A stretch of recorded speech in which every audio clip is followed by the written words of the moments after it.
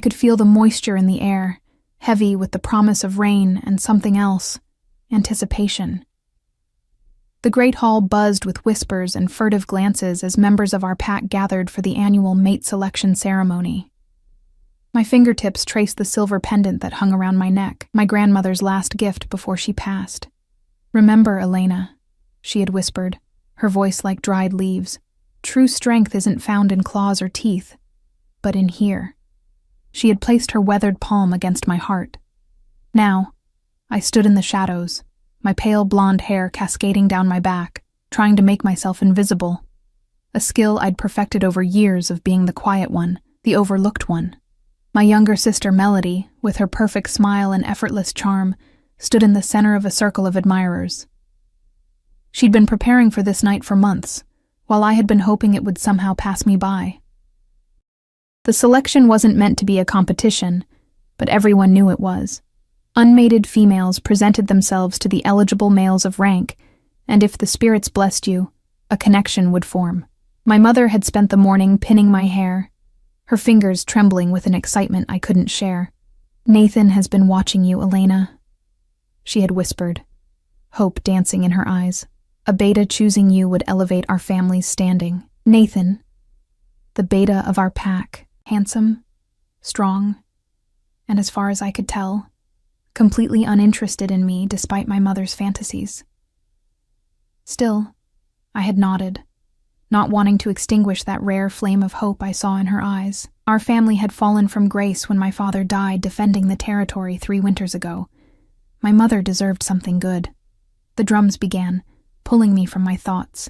The ceremony was starting. The alpha of our Silver Creek pack, a graying man named Morris, stood on the raised platform, his voice carrying across the hall without effort. "Tonight, as our ancestors have done since time immemorial, we honor the sacred bonds that strengthen our pack. May the moon goddess guide worthy souls together." I caught Nathan's eye from across the room. He was watching me, and for a breathless moment, I wondered if my mother had been right. A small, foolish part of me unfurled like a flower seeking light. I had known Nathan since we were pups tumbling in the meadows. He had been kind to me when others weren't. Perhaps. But then his gaze shifted, landing on Melody, and stayed there. The hunger in his eyes was unmistakable. Something inside me crumpled, a paper lantern doused in rain. The ceremony proceeded with agonizing slowness. One by one, matches were proclaimed, celebrated with howls and embraces. I stood still, trying to ignore the growing knot in my stomach, the knowledge crystallizing with every passing minute. When Nathan finally approached our family, his eyes never met mine. He bowed formally to my mother, then turned to Melody. "I would be honored if you would accept my intention to court you," he said, voice steady and sure. Melody's face bloomed with pleasure. She looked at our mother, who nodded quickly, eyes bright. Neither of them looked at me. "I accept," Melody said, extending her hand.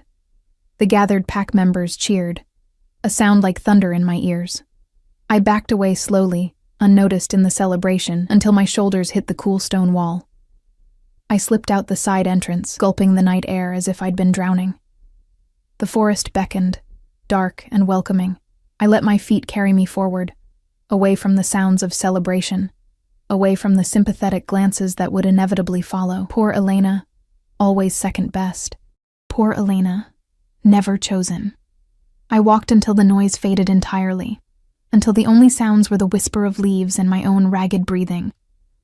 Stopping at a small clearing, I tilted my face up to the 3/4 moon, feeling exposed and raw. "Stupid," I whispered to myself. "So stupid to hope." A twig snapped behind me, and I whirled around, heart hammering. Nothing moved in the darkness, but I could feel it, the weight of eyes upon me, watching. My wolf stirred beneath my skin, suddenly alert. "Who's there?" I called, hating the tremor in my voice. Silence answered, but the sensation of being watched intensified. I took a step back, then another, prepared to run. "You shouldn't be alone in these woods." The voice emerged from the shadows before the man did, deep, commanding, unfamiliar. especially not on a night like this. He stepped into the moonlight, and my breath caught. He was tall, powerfully built, with dark hair and eyes that seemed to absorb the night around them. I had never seen him before, yet something in me recognized him. The way prey recognizes predator. "These are my pack's lands," I said, lifting my chin despite the fear coursing through me. "I have every right to be here." A smile ghosted across his face, there and gone like lightning. "Your pack's lands? Are you certain of that, little wolf?" Before I could respond, howls erupted in the distance. Not the celebratory calls from the ceremony, but alarm signals. The stranger didn't even flinch. "It seems your pack has noticed their visitors," he said, taking a step closer. "But they found me before I found them." Understanding dawned slowly, horror following close behind. "Visitors? Who are you?" "My name is Dominic," he said, now close enough that I could feel the heat emanating from his body. "Alpha King of the Northern Territories. And you, little wolf with sad eyes, what do they call you?" "Alpha King." The title hit me like a physical blow. Stories of the ruthless northern packs had reached even our remote territory. Their strength, their resources, their expansion. What was their king doing here, in our small corner of the world? "Elena," I answered, my voice barely audible. "Elena," he repeated, and something about the way my name sounded in his mouth made my wolf stir again, restless and confused. "Tell me, Elena, why are you crying alone in the forest while your pack celebrates?" I wiped at my cheeks, surprised to find them wet. "I'm not crying." His expression softened fractionally. "Your eyes tell a different story." More howls cut through the night, closer now. "Search parties." Dominic glanced over his shoulder, then back at me. "It seems our conversation will be cut short," he said, "but I find I'm not ready to say goodbye, Elena of the Silver Creek Pack." He reached out, and I flinched, but he only tucked a strand of hair behind my ear. His touch surprisingly gentle for hands that looked capable of violence. "They rejected you," he said. Not a question, but a statement of fact. "Their mistake." Before I could respond, he was gone, melting into the shadows as if he'd never been there at all. Moments later, 3 wolves burst into the clearing, shifting quickly into their human forms. Nathan was at their lead, his expression transitioning from concern to relief to something harder when he saw me. "Elena, what are you doing out here?" he demanded. "There are intruders, northern wolves crossing our borders." I stared at him. This man who had just broken my heart without even noticing, now acting as if he had any right to be worried about me. "I needed air," I said simply. "You could have been hurt," he said, his gaze sweeping the clearing. "Did you see anyone? Sense anything?" I thought of dark eyes and a voice that seemed to reach inside me. I thought of the words, "Their mistake." "No," I lied, "nothing at all." The next morning dawned gray and somber. News of the northern wolves' incursion had spread through the pack like wildfire, overshadowing the matches made at the ceremony. I moved through the common areas like a ghost, invisible among the worried conversations and hurried preparations.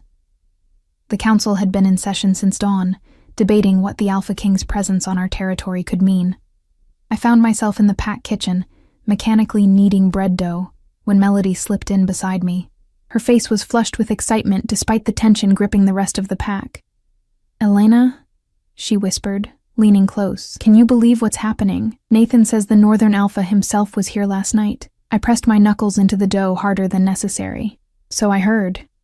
She hesitated, her expression softening. "About last night, at the ceremony." "Congratulations," I cut her off, not looking up. "You and Nathan will be happy together."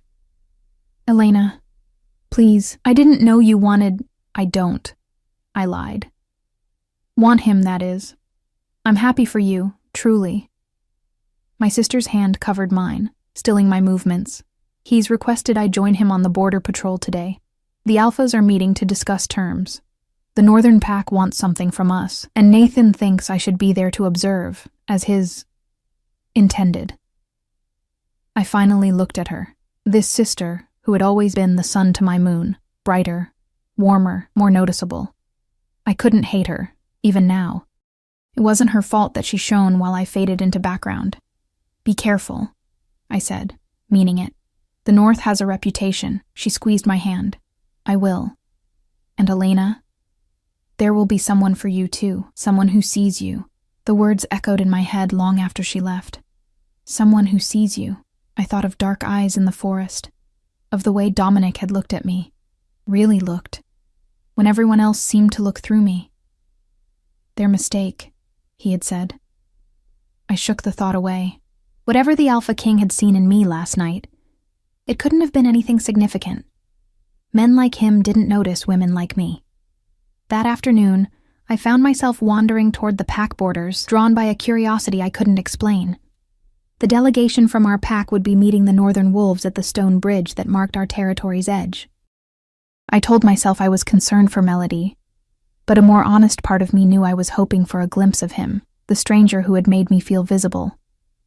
I stayed within the tree line, careful to remain downwind. The stone bridge came into view, and with it, two groups of wolves facing each other across the narrow stream. Our alpha, Morris, stood flanked by his advisors and strongest fighters. Nathan was there, with Melody half a step behind him, looking small and out of place among the warriors. Across the bridge stood the northern wolves, fewer in number, but somehow more imposing. And at their center, unmistakable even at this distance, stood Dominic. Even in human form, he radiated a power that made our alpha seem diminished in comparison. Their voices carried on the wind, fragments reaching me. "Cannot simply claim what isn't yours," Morris was saying, his voice strained with forced diplomacy. "I'm not claiming anything yet," Dominic replied, his voice as I remembered it, deep, assured. "I'm offering an alliance. Through what means?" Morris asked. "The traditional way," Dominic said. "A union between our packs." I froze. A union. A political mating. It was not unheard of between neighboring packs, but our small territory had little to offer a kingdom as vast as the North. "And who exactly do you propose for this union?" Morris asked. I couldn't see Dominic's face from my position, but I could hear the smile in his voice when he answered. "I have someone in mind." My heart began to race without reason. Surely he meant one of our higher-ranking females. Perhaps even Melody, though the thought made my stomach twist with something that felt like fear rather than jealousy. The meeting continued, voices growing more heated, then subsiding into tense negotiation. I should have left, returned to the safety of the pack house. But I remained rooted to the spot, watching the Alpha King move and speak with absolute command of his surroundings. I was so focused on the meeting that I failed to notice the wolf approaching, until a low growl sounded directly behind me. I whirled to find one of the northern sentries, a massive gray wolf with amber eyes, teeth bared in warning. Before I could react, run, scream, shift, he lunged forward, not to attack, but to herd me, forcing me out of the trees and into the open. All conversation at the bridge stopped as I stumbled into view, the gray wolf at my heels. Every eye turned to me. Embarrassment burned through me as Morris's face darkened with anger. "Elena," he snapped. "What are you doing here?" I stood frozen, mortification washing over me in waves.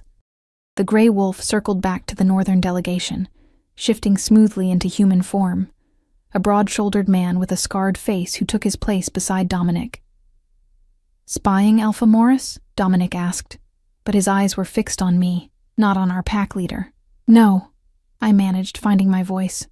"I wasn't spying. I was just—" "Silence," Morris hissed. "Return to the pack house immediately, Elena."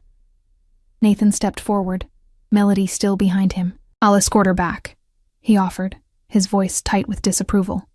"No." The single word, spoken with quiet authority, came from Dominic. The gathering fell silent, tension thickening the air. "She stays," the Alpha King continued. His gaze hadn't left my face. "In fact, her arrival is fortuitous. We were just discussing the terms of our alliance." Morris's brow furrowed. "What does Elena have to do with our negotiations?" Dominic smiled then, a slow, predatory curve of his lips that made my pulse quicken. "Everything," he said simply. He stepped forward, crossing the stone bridge with unhurried confidence. No one moved to stop him. Not Morris, not Nathan, not any of our pack's warriors.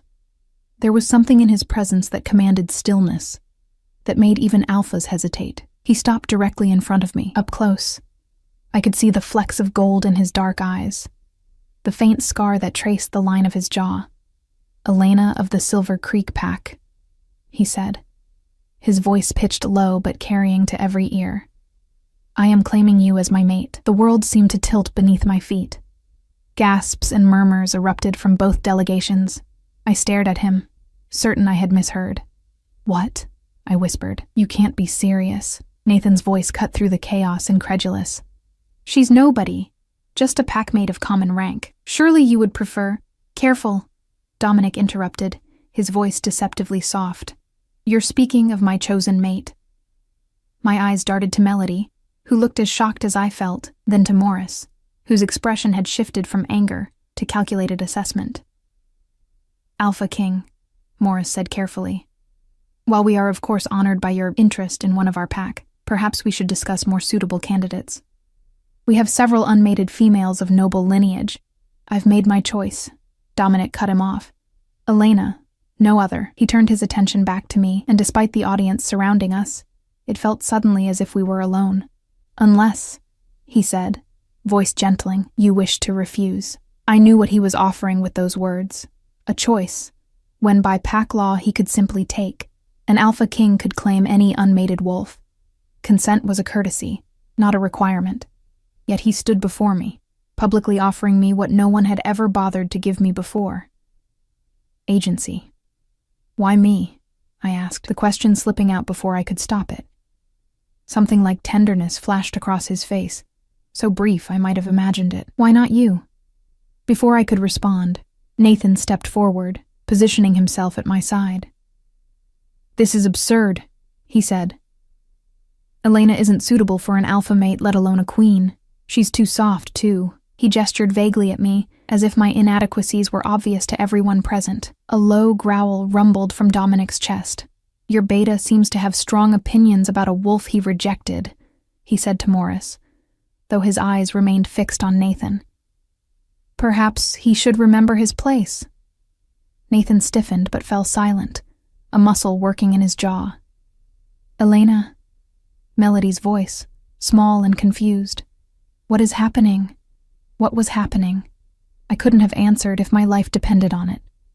Yesterday, I had been invisible, overlooked, the sister of the girl everyone wanted. Today, the most powerful alpha in 3 territories was claiming me as his mate. It made no sense. "I need time," I said finally, addressing Dominic directly, "to consider." He inclined his head slightly, respecting my request, of course. "Though I should warn you, little wolf, my patience has limits." He turned back to Morris. 3 days. She will have 3 days to decide. In the meantime, no one touches her. No one pressures her. She is under my protection now, regardless of her choice. The walk back to the pack house passed in a blur, with Morris and Nathan flanking me like prison guards. Melody trailed behind, unusually quiet. No one spoke until we reached the alpha's private study, where Morris rounded on me the moment the door closed. "What game are you playing, Elena?" he demanded, his face flushed with anger. "What did you do to attract his attention?" "Nothing," I said truthfully. "I met him in the forest last night, but we barely spoke." "You what?" Nathan's voice rose sharply. "You lied to me. You said you saw nothing, because it wasn't your business," I shot back, surprising myself with the heat in my voice. "Just like I'm not your business. You made that perfectly clear last night." Nathan had the grace to look uncomfortable. This isn't about that. This is about pack security. The Northern Alpha is dangerous, Elena. His pack has been expanding their territory for years, absorbing smaller packs through force or political marriages. Don't you see? He's using you. Nathan's right, Morris said, pacing the room. This is a political move. He wants our territory, our resources. If you accept, our pack becomes subordinate to his. "And if I refuse?" I asked quietly. Morris stopped pacing. "Then we prepare for war." The weight of his words settled over the room like a shroud. War. Our small pack against the might of the Northern Territories. It would be a massacre. So my choice is to sacrifice myself or doom our entire pack. My voice sounded hollow even to my own ears. It's not a sacrifice, Melody spoke up unexpectedly. He's the Alpha King. Any female would kill to be in your position. I looked at her, this sister who had always had everything I wanted, now staring at me with something like envy. The irony might have been funny under different circumstances. You have 3 days, Morris said. Use them wisely. Think about your pack, your family. They left me alone after that, but their words followed me like shadows as I moved through the pack house. Whispers trailed in my wake, curious and judgmental in equal measure. By nightfall, everyone knew of Dominic's claim and my temporary reprieve. My mother cornered me in our small family quarters, her eyes bright with a mixture of fear and desperate hope. Is it true? She asked, gripping my arms. The Northern Alpha has claimed you? I nodded, unable to find words to explain something I didn't understand myself. But why? She whispered, echoing my own question from the bridge. I don't know, I said honestly. She sat heavily on the edge of my bed, looking suddenly old and frail. Elena, if you accept, you would be Queen of the North. Our family would be elevated beyond anything we could have hoped for. She took my hand in hers. But those northern wolves, they say they're different. Harsher. Colder. I know. If you go with him, I might never see you again. I knelt beside her, resting my head in her lap like I used to as a child. I don't know what to do, I admitted. Her fingers stroked my pale hair, a comforting rhythm. What does your heart tell you? I closed my eyes. My heart was a confused tangle of fear, resentment, and something else. Something that sparked to life when I remembered Dominic's eyes, the way he had looked at me as if I were worth seeing. No one had ever looked at me that way before. I'm afraid, I whispered. Of him? I considered this. Despite his power, despite the stories, I realized I wasn't afraid of Dominic himself. No, I'm afraid of making the wrong choice. I'm afraid of what happens either way. She was quiet for a long moment, her fingers still moving through my hair. Your grandmother used to say that fear is just the shadow cast by courage. You cannot have one without the other. I touched the silver pendant at my throat, my grandmother's last gift. True strength isn't found in claws or teeth, but in here. Maybe this was what she had meant, the strength to face impossible choices, to step into the unknown. That night, I dreamed of running through moonlit forests, a dark wolf at my side. I woke with the phantom sensation of fur against my skin, of belonging. The first of my 3 days passed in a fog of confusion and conflicting advice. Everyone, it seemed, had an opinion about what I should do. The pack elders counseled sacrifice for the greater good. The younger wolves, especially the females, couldn't understand my hesitation. To them, becoming Queen of the North was a fairy tale, not a sentence. Nathan avoided me entirely, while Melody watched me with an expression I couldn't decipher. By the evening of the second day, I felt like I might shatter from the pressure. After dinner in the communal hall, where every glance felt like an accusation, I slipped away to the small herb garden behind the pack house. It had been my sanctuary since childhood, a quiet place where I could be alone with my thoughts. I sat on the stone bench, breathing in the mingled scents of lavender and sage, letting the familiar surroundings calm my racing mind. The moon hung heavy and bright above, nearly full now. I wondered what it would be like to run beneath a different moon, in different forests, to belong to a different pack, to belong to him. I thought I might find you here. I startled at the voice, turning to find Nathan standing at the garden's edge. He looked tired, the confident beta facade cracked to reveal something vulnerable beneath. What do you want, Nathan? I asked, too exhausted for politeness. He approached slowly, as if afraid I might bolt, to talk, to explain. There's nothing to explain. You chose Melody. You had every right to. I know, but... He sat beside me, careful to maintain distance between us. Elena, you have to understand. As beta, I need a mate who can stand beside me, who can help lead the pack. Melody is strong, outgoing. She'll make a good beta female. Each word was a small cut, precise and painful. And I wouldn't, I said flatly. That's not what He sighed, running a hand through his hair. Look, none of this matters now anyway. Things have changed. The Northern Alpha's claim changes everything. I studied his face in the moonlight. This wolf I had quietly loved for years. What are you saying, Nathan? I'm saying you can't accept his claim. His voice hardened. He doesn't want you, Elena. He wants our territory. Once he has what he wants, who knows what he'll do to you? The stories we've heard about the northern wolves are just stories, I interrupted. You don't know him. And you do?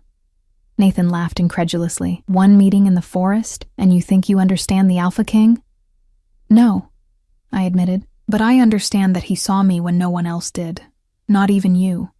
I stood, needing distance from him. Especially not you. Nathan rose as well, his expression darkening. So that's it? Your wounded pride is worth the future of our entire pack? This isn't about pride. Then what is it about? Help me understand, Elena, because from where I'm standing, it looks like you're willing to hand our pack over to a tyrant because he batted his eyes at you. No. From where you're standing, it looks like you might lose control of something you never valued until someone else wanted it. The words escaped me in a rush of anger I hadn't known I possessed. Nathan stilled, his eyes widening with surprise, then narrowing. Is that what you think? That I'm jealous? Aren't you? He moved toward me then, too quickly for me to retreat. His hands gripped my upper arms, not painfully, but firmly enough to keep me in place. If you think I'm going to let you destroy our pack because you're flattered by attention from an alpha, let go of me. My voice was quiet but steady. Elena, be reasonable. I believe the lady asked you to release her.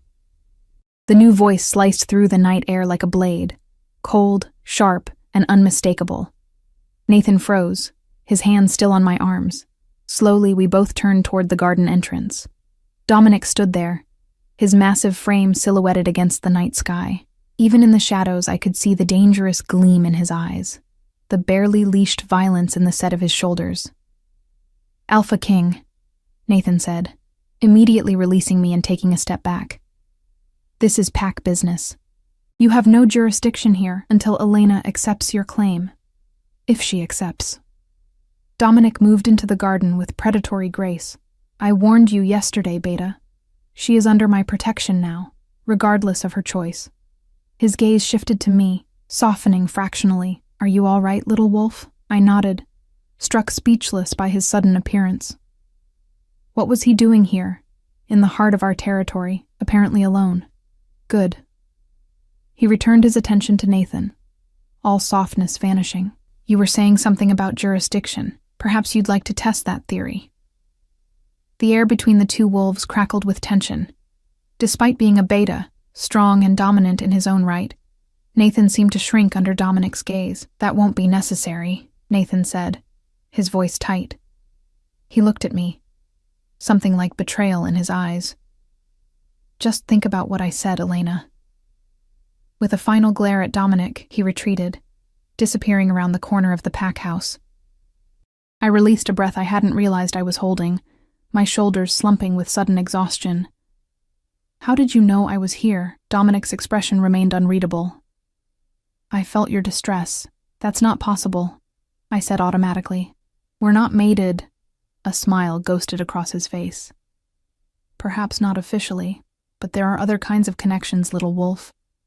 He moved closer, and I found myself rooted to the spot, caught between the instinct to flee and the inexplicable desire to move toward him instead. You shouldn't be here, I said, glancing nervously toward the pack house. If Morris finds out you've entered our territory without permission, he knows. What? Your alpha knows I'm here. I requested a private meeting with you, and he granted it, albeit reluctantly. Dominic gestured to the stone bench. May I? I nodded, still processing this information as he sat, leaving space for me to join him. After a moment's hesitation, I did. Why would Morris allow this? I asked. Because he's practical. He knows the odds if our packs go to war. Dominic studied me in the moonlight, but that's not why I came. Then why? I wanted to see you, he said simply. Away from the politics, away from the posturing, just you. I searched his face for deception, but found none. I don't understand you, I admitted. Any of this. Why claim me? You could have any female from any pack. Is that what they've been telling you, that I've claimed you for political gain? I looked away. Haven't you? His laugh was low and without humor. If politics were my concern, I would have claimed your alpha's daughter, or perhaps your lovely sister, the one standing behind your beta yesterday. My head snapped up. How did you know Melody is my sister? I know many things about Silver Creek Pack, Elena. I've been watching your territory for some time. Why? He was silent for a long moment, his gaze lifting to the moon above us. There have been disturbances along our borders, rogues moving in organized patterns, attacking smaller packs. My scouts traced their movements to the forests surrounding Silver Creek. You think our pack is responsible? I asked, incredulous. No. But I think whoever is responsible might be using your territory as a staging ground, taking advantage of your pack's limited awareness. The diplomatic phrasing didn't disguise the criticism. Our pack was small, our defenses weaker than they once had been. Since my father's death, Morris had become increasingly insular, focusing on internal matters rather than what lay beyond our borders. So, this is about the rogues, I said, a weight settling in my chest. Not about me at all. Dominic turned to me then, his gaze intense enough to steal my breath. Make no mistake, Elena. My interest in your pack's security and my interest in you are separate matters. Then why me? I asked again, needing to hear it. Because when I saw you in the forest that night, you looked at me without fear, because you stood alone under the moon, wounded but unbroken. His voice dropped lower, because every instinct I possess recognized you, even before I knew your name. Something warm and unfamiliar bloomed in my chest at his words. You don't know me, I said. But there was no conviction in it. I know enough. He reached out slowly, giving me time to pull away, and tucked a strand of hair behind my ear. The simple touch sent a shiver through me. I know you feel it too, this connection between us. I couldn't deny it. There was something there, something that had been there from the moment we met in the moonlit clearing. A recognition that defied explanation. If I say yes, I whispered, what happens to my pack? They become part of the Northern Kingdom, under my protection. No one would be displaced. Morris would remain Alpha of Silver Creek, answering to me as his king. And if I say no? His expression didn't change, but something in his eyes did, a flicker of what might have been pain. Then I leave, and we find another way to address the rogue threat. I won't force you, Elena. I won't wage war on your pack for your refusal. Relief washed through me, followed immediately by confusion. If he was willing to walk away, then his claim truly wasn't about territory or politics. It was about me. The realization was dizzying. No one had ever wanted just me before. I still have one more day to decide, I said carefully. He nodded, standing. One more day. But know this, little wolf. Whatever you choose, that connection between us won't disappear. It will remain, an echo of what could have been. He held out his hand to me. I hesitated, then placed mine in his, allowing him to help me to my feet. His hand was warm, calloused, strong around mine. Walk with me, he asked. Just to the edge of your territory. I'd like a few more moments of your company before I go. I should have declined. I should have returned to the safety of the pack house, to the confusion of advice and expectations. Instead, I nodded. We walked in comfortable silence through the gardens, then along the narrow path that led into the forest. The night was alive around us. The rustle of small creatures in the underbrush, the distant call of an owl, the whisper of leaves in the gentle breeze. For the first time in days, I felt like I could breathe. Tell me about yourself, Elena, Dominic said after a while. Not what others say about you, but who you truly are. The request caught me off guard. Who was I, really? I had spent so long trying to disappear, to cause no trouble, that I wasn't sure I knew anymore. I'm nothing special, I said finally. Not like Melody or the other wolves who stand out. I'm just ordinary. I disagree, he said, his voice warm in the darkness. There's nothing ordinary about you. You can't possibly know that, can I? I see how you watch everything, how you notice what others miss. I see the kindness in you, the strength you don't recognize. He glanced at me. I see the loneliness too. His perception unsettled me. What about you? I deflected. Who is the Alpha King when he's not being a king? A low chuckle rumbled from his chest. A fair question. I suppose I'm someone who carries too many responsibilities and too many regrets. Someone who has learned that power isn't the same as strength, and that strength isn't always enough. There was a vulnerability in his admission that surprised me. That sounds lonely too, I observed. It can be. We had reached the small stream that marked the edge of Silver Creek territory. Across it lay the neutral zone, and beyond that, the beginning of the vast northern lands. Dominic stopped, turning to face me. "This is where I leave you," he said. "For now." I nodded, suddenly reluctant to part. "Thank you for explaining things, Elena." He took both my hands in his touch gentle despite the power I knew those hands possessed. "Whatever you decide tomorrow, know that I meant every word. My claim isn't political, it's personal." He lifted my hand to his lips, pressing a kiss to my knuckles that sent warmth spiraling through me. Then he was gone, crossing the stream in one fluid leap and disappearing into the shadows of the forest beyond. I stood there for a long moment, my hand still tingling where his lips had touched. Then I turned and made my way back to the pack house, my mind clearer than it had been in days. I slept deeply that night, without dreams or restlessness. When I woke, sunlight was streaming through my window, illuminating dust motes that danced in the golden beams. My final day of decision had arrived. I dressed with care, choosing a simple blue dress that my mother had made for the spring festival. I braided my hair in a crown around my head, the way my grandmother had taught me years ago. Around my neck, her silver pendant gleamed.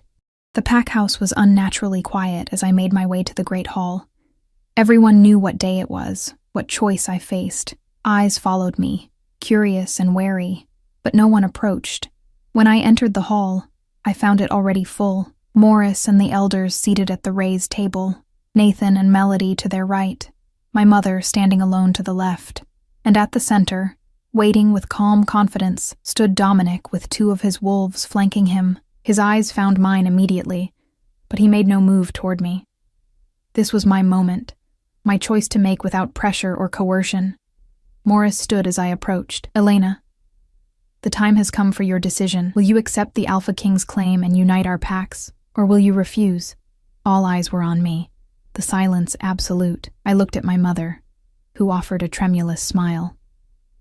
At Melody, who watched with an expression caught between envy and concern. At Nathan, whose face was carefully blank now, though his eyes betrayed his tension. And finally at Dominic, who simply waited, his gaze steady on mine. In his eyes, I saw not a king or a conqueror, but a man. One who, against all odds and reason, had chosen me. I touched my grandmother's pendant, drawing strength from it. True strength isn't found in claws or teeth, but in here. "I accept," I said, my voice clear and carrying to every corner of the hall. "I accept the Alpha King's claim." A collective exhale seemed to pass through the room. Relief from some, resignation from others. Dominic's expression didn't change, but something in his eyes kindled. A warmth, a triumph, a promise. Morris nodded solemnly. "Then it is done. By the laws of our kind, Elena of Silver Creek is now mate to Dominic, Alpha King of the Northern Territories. Our packs are united under his rule." Dominic stepped forward then, closing the distance between us. He took my hand, raising it so that our joined hands were visible to all. "Elena is not just my mate," he announced, his voice ringing with authority.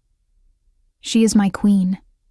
Any who would harm her, disrespect her, or challenge her place at my side will answer directly to me." His eyes swept the room, lingering briefly on Nathan. "I trust that's clear." Murmurs of assent rippled through the gathering.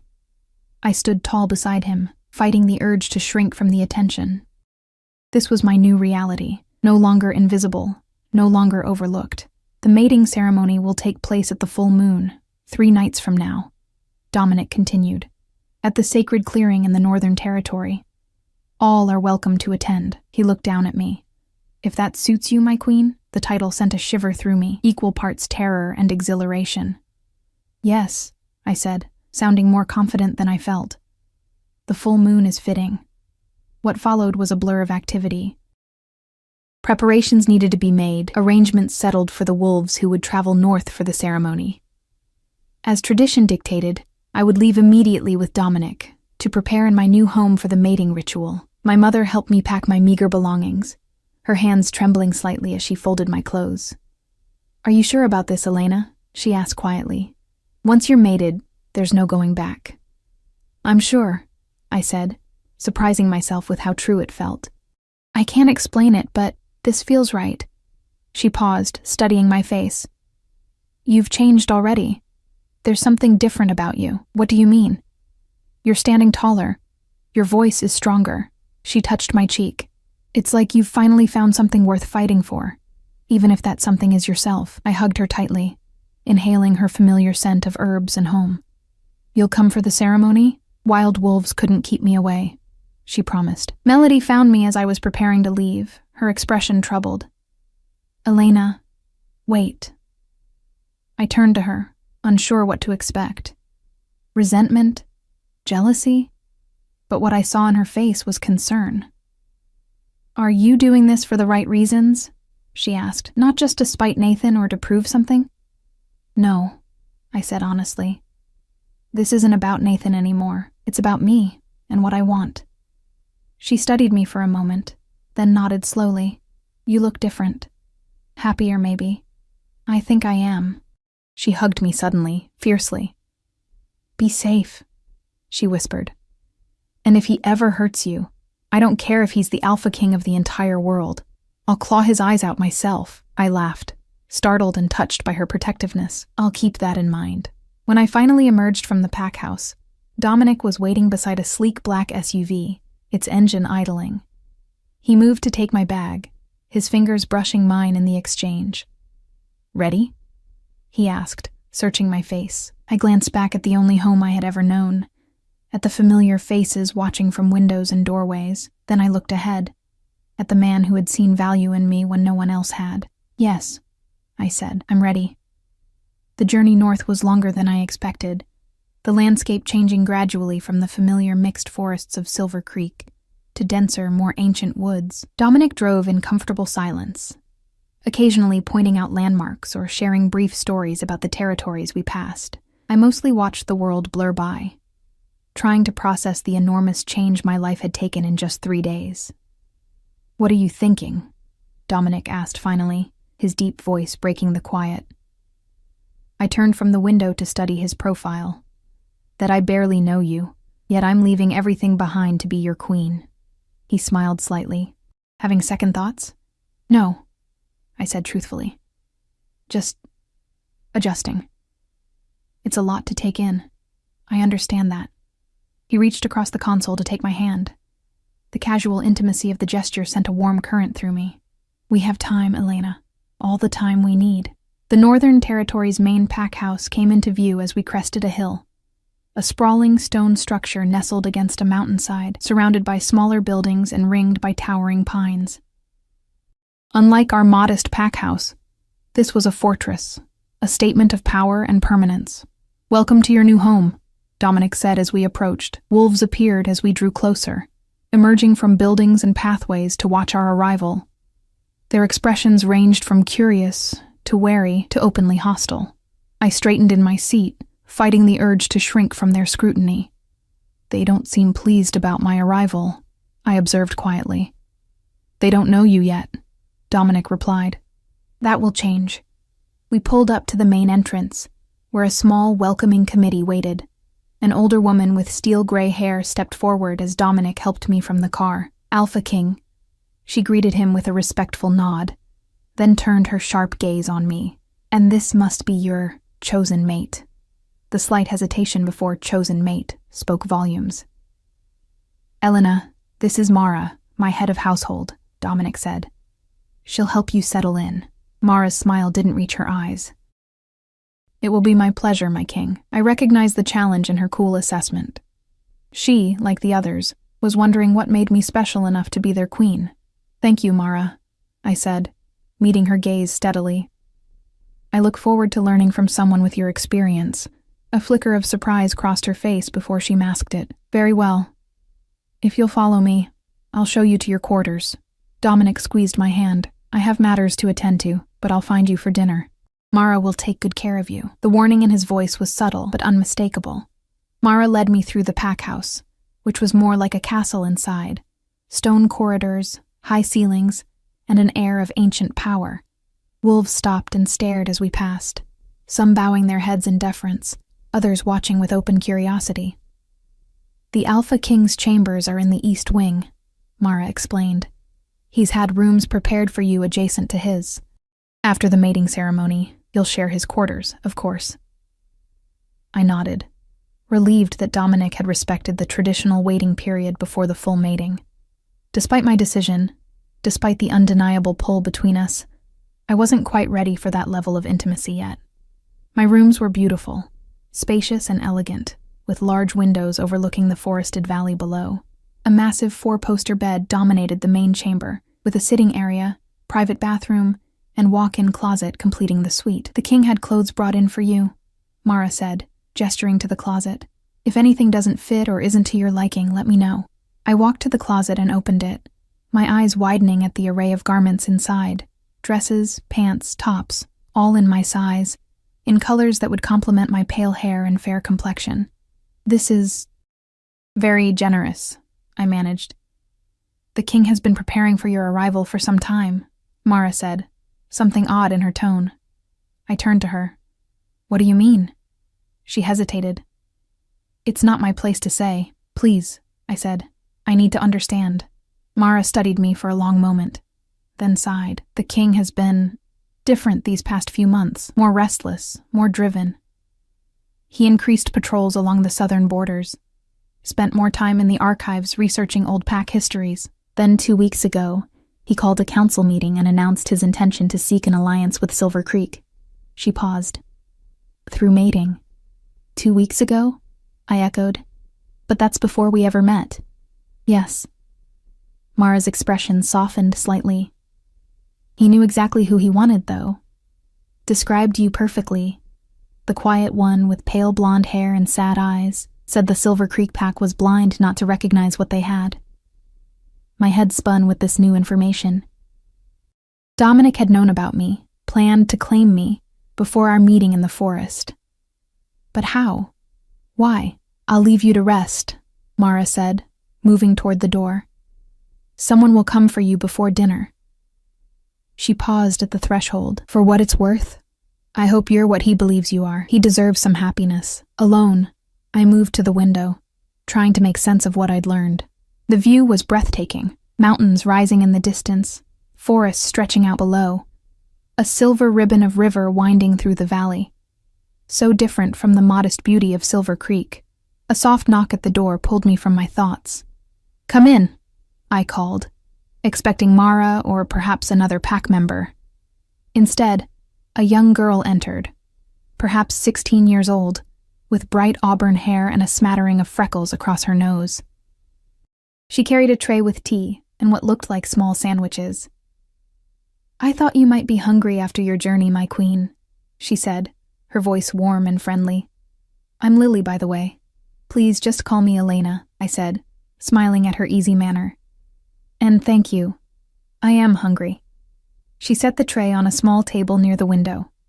May I pour for you? I nodded, studying her as she moved with practiced grace. Unlike the others I'd encountered, she seemed genuinely pleased by my presence. You're the first person who hasn't looked at me like I'm an intruder, I observed as she handed me a cup of fragrant tea. Lily grinned. That's because I know the story. What story? About how the king found you. She perched on the edge of a chair, eyes bright with excitement. It's so romantic.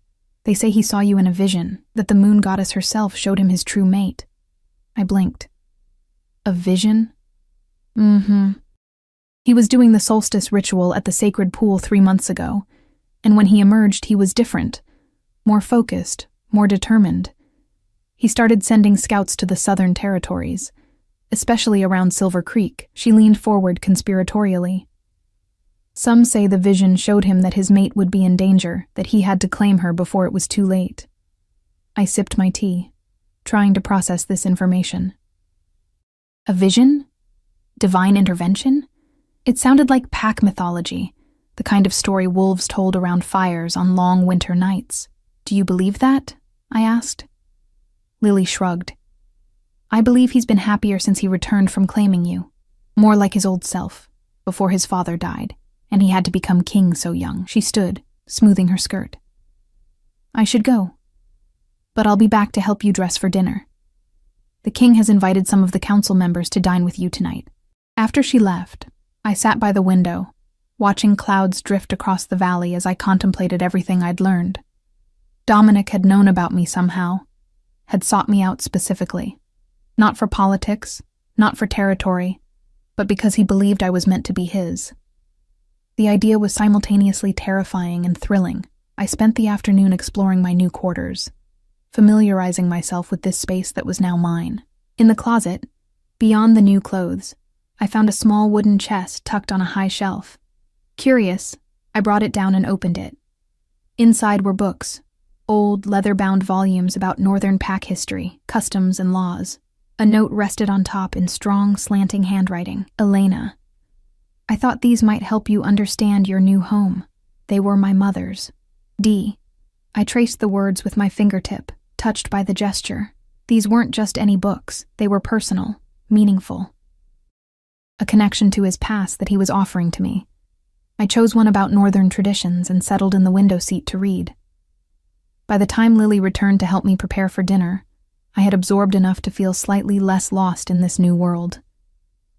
The blue dress, I think, Lily said, rifling through the closet. It matches your eyes and will make an impression on the council. The dress she selected was beautiful, midnight blue silk that flowed like water when I moved. Lily arranged my hair in an elegant style, letting some tendrils frame my face softly. Perfect, she declared when she finished. You look like a queen. I examined my reflection, hardly recognizing myself. The woman in the mirror looked confident, poised, nothing like the invisible girl I'd been at Silver Creek. I don't feel like a queen, I admitted. Lily smiled. You will. A knock at the door announced my escort to dinner. I expected another servant, but when Lily opened the door, Dominic himself stood there. He was dressed formally in dark pants and a charcoal button-down that emphasized the breadth of his shoulders. His eyes widened slightly when he saw me.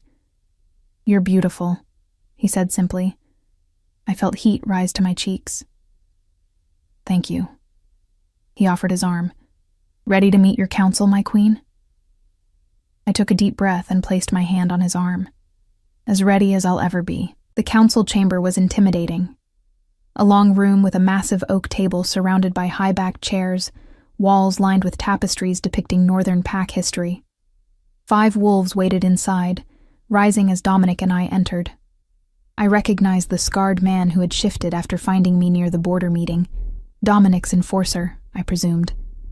The others were new faces, each regarding me with varying degrees of interest or skepticism.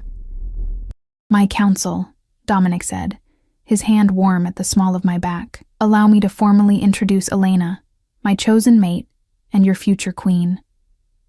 I lifted my chin slightly, meeting their gazes one by one. It's an honor to meet you all, I said, keeping my voice steady. An older man with salt and pepper hair stepped forward first. The honor is ours, my queen. I am Garrett, head of the council and advisor on internal affairs.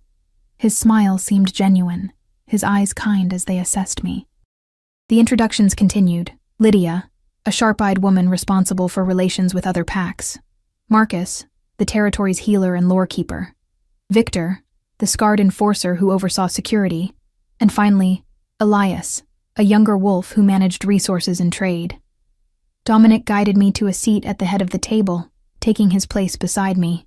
Servants appeared with wine and the first course of what proved to be an elaborate meal. The conversation flowed more easily than I had expected, with most questions directed at understanding my background rather than challenging my presence. I spoke of Silver Creek, of my father's death defending our borders, of my life there. I was careful not to reveal too much about our pack's weaknesses or internal politics. Though I was leaving, My loyalty to my family and former packmates remained. Tell me, Lydia said during a lull, swirling wine in her glass. What do you know of the rogues threatening the southern territories? Dominic tensed almost imperceptibly beside me. I recalled our conversation in the garden, his mention of rogues using Silver Creek territory. Very little, I admitted. Our alpha has been focused inward since my father's death. Border patrols were reduced. Convenient for those who might wish to move undetected, Victor rumbled, his scarred face unreadable. Or perhaps simply short-sighted leadership, I countered, unwilling to let my former pack be painted as conspirators.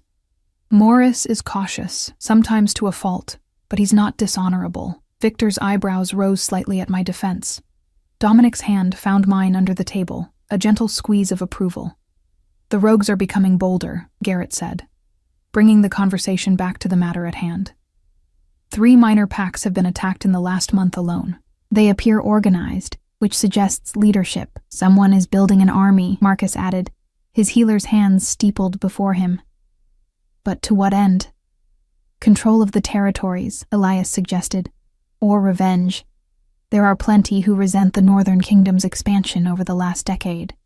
Dominic remained silent, watching me as the council debated theories and strategies. I realized he was giving me space to observe, to form my own impressions of these wolves who would be my advisors. What do you think, Elena? He asked finally, drawing everyone's attention back to me. I considered carefully before speaking. In Silver Creek, we have a saying, when the prey changes its pattern, look for the hidden predator. These rogues are creating a pattern, regular attacks, specific targets. But what if that's not their true objective? What if they want us looking in one direction while they move in another? Silence followed my words, the council members exchanging glances. An interesting perspective, Garrett said finally. What direction should we be looking then? I don't know yet, I admitted. But I'd want to understand what connects the packs that have been targeted, beyond just their location. Dominic smiled, pride evident in his expression. A fresh viewpoint is exactly what we needed, he said, addressing his council but looking at me. Elena will join all future council sessions. Her insight will be valuable as we address this threat. The dinner concluded with discussions of the upcoming mating ceremony. As the council members filed out, each offering a respectful good night, I felt a strange mixture of exhaustion and exhilaration. For the first time in my life, my voice had been heard, my thoughts valued. Dominic and I walked back to my quarters in companionable silence. At my door, he paused. You were magnificent tonight, he said softly. You have no idea how proud I am to have you by my side. The intensity in his gaze made my heart race. I still have so much to learn about your pack. About being a queen. Our pack. He corrected gently. And you already possess the qualities that matter most. Wisdom, compassion, courage. His hand cupped my cheek, his touch sending warmth cascading through me. The rest will come with time. He leaned down, pressing his lips to my forehead in a gesture that was both tender and restrained. Sleep well, my queen. Tomorrow, I'll show you your kingdom. The next 2 days passed in a whirlwind of introductions and discoveries. Dominic showed me the full extent of the Northern Territory, the training grounds where young wolves learned to fight, the healing center where Marcus tended to the injured, the sacred clearing where our mating ceremony would take place. I met countless pack members, trying to remember names and faces, to understand the complex web of relationships that bound this community together. Some, like Lily, welcomed me warmly. Others remained reserved, watchful, waiting to see what kind of queen I would become. Dominic was patient, answering my endless questions, sharing stories of his childhood, of his father's reign before him, of his vision for the future. In quiet moments between official duties, we grew closer, learning each other's habits and preferences, building a foundation for the partnership that would soon be sealed by the mating bond. On the night before the ceremony, wolves from Silver Creek began to arrive. My mother came with Morris and several elders, followed later by Nathan and Melody. Seeing them in this new context, as visitors to the kingdom that would soon be mine, was surreal. My mother hugged me tightly when we were finally alone. You look different, she said, studying my face. Stronger, somehow. I feel different, I admitted. Like I've found where I'm supposed to be. She smiled, tears shimmering in her eyes. Your grandmother always said you were meant for something greater than Silver Creek could offer. I think she would be proud to see you now. I touched the silver pendant at my throat, drawing strength from it as I always had. I hope so. Later that evening, I found myself alone in the gardens behind the pack house, seeking a moment of peace before the ceremony that would change my life forever. The full moon hung heavy in the sky, its light bathing the landscape in silver. I thought I might find you here. I turned to find Melody approaching, her expression uncertain. Just needed some air, I said. She nodded, coming to stand beside me. We gazed at the moon in silence for a moment. Are you happy? She asked finally. Truly happy? Yes, I said without hesitation. In a way I never thought possible. Melody smiled, though there was a shadow of sadness in her eyes. I'm glad. You deserve it, Elena. She hesitated. Nathan has been difficult since you left. I think he's realizing what he lost. It doesn't matter anymore, I said, surprised to find it was true. The pain of Nathan's rejection had faded, replaced by the certainty that I was exactly where I was meant to be. No, I suppose it doesn't. She turned to face me fully. You're going to be an amazing queen, you know. You always saw things the rest of us missed, cared in ways the rest of us forgot to. Her words touched me deeply, coming from Melody, who had always been the golden child. The validation meant more than she could know. Thank you, I said softly. The moon reached its zenith as I stood in the sacred clearing the following night, dressed in a simple white gown that shimmered in the moonlight. Around us, members of both packs formed a circle, witnesses to the ancient ritual that would bind Dominic and me together. Dominic stood before me, magnificent in ceremonial attire, his eyes never leaving mine as Marcus led us through the traditional words. When the time came for the blood exchange, the physical sealing of our bond, Dominic took my hand gently in his. Elena, he said, his voice carrying to every ear.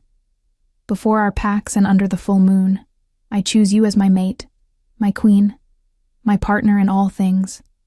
I offer you my protection, my loyalty, my heart. He brought my wrist to his mouth, his teeth grazing the sensitive skin. Do you accept? In that moment, I saw our future unfolding, the challenges we would face together, the kingdom we would build, the love that had already taken root between us. I accept, I said clearly. I choose you as my mate, my king, my partner in all things. I offer you my strength, my loyalty, my heart. His teeth broke the skin of my wrist, the momentary pain giving way to a rush of sensation as he drew a small amount of blood. Then it was my turn, my teeth finding the pulse point at his wrist, completing the exchange that would link us forever. As our blood mingled, something shifted inside me, a connection forming, a bond strengthening. I could feel Dominic's presence in my mind, his emotions washing over me, his strength becoming mine. He pulled me into his arms, his lips finding mine in a kiss that sealed our union. Around us, both packs erupted in howls of celebration, the sound echoing through the mountains. Later, as the moon began its descent, we stood together on the balcony of what were now our shared chambers. Dominic's arms encircled me from behind, his chin resting on my head. Happy? He asked softly. I leaned back against him, feeling the steady beat of his heart. More than I ever thought possible, from invisible to queen, from overlooked to cherished. My grandmother had been right. True strength wasn't found in claws or teeth, but in the heart. In choosing to believe I was worthy of being chosen, in finding the courage to step into the unknown. Below us, wolves from both packs continued the celebration, their howls a symphony of unity and hope. I closed my eyes, savoring the moment, the beginning of our reign, our bond, our story together. My queen, Dominic murmured, turning me in his arms to face him. His eyes reflected the moonlight and something more. A promise, a future. Welcome home,